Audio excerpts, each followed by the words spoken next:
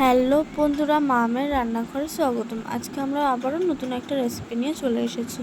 আজকে আমরা করব মশালা পরোটা। প্রথমে আমরা আটা নিই, ময়দা নিই, সেটা আলাদা ব্যাপার, আমরা যা খুশি নিতে পারি।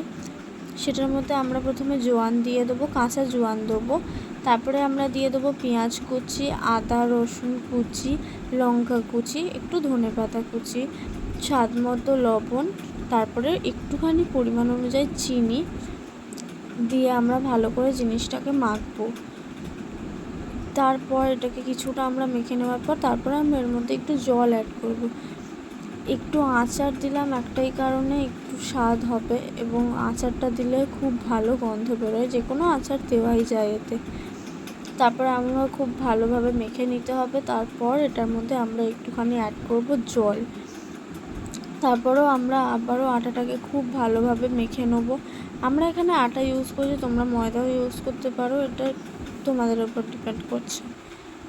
এটা আমরা খুব ভালোভাবে মেখে নেব, কিন্তু একটু যেন নরম থাকে, খুব যেন শক্ত হয়ে না যায়, একটু যেন আটা মাখাটা নরম থাকে। এই যে খুব ভালোভাবে মাখা হয়ে গেছে। এবারে আমরা এটাকে একটু একটু করে আমরা ছোটো ছোটো করে লেচি কেটে নেব।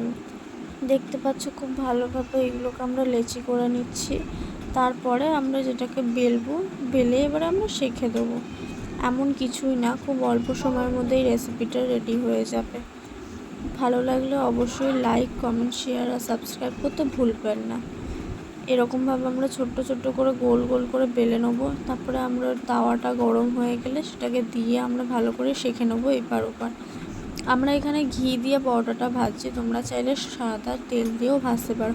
ঘি দিয়ে ভাজলে গন্ধটা খুব সুন্দর বেরোয় এবং খেতেও ভালো লাগে, তাই জন্যই ঘি দিয়ে ভাজা, নয়তো আর কিছুই না, হয়তো সাদা তেল দিয়েও ভাজা যায়।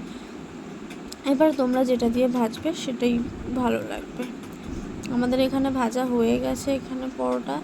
এবারে আমরা সার্ভ করে দেবো। দেখতেই পাচ্ছ কত সুন্দর করে আমাদের জিনিসটা তৈরি হয়েছে। তারপর আমরা খুব অল্প সময়ের মধ্যে করে নিলাম। এটা সকালের টিফিনের জন্য হতে পারে, বিকেলের টিফিনের জন্য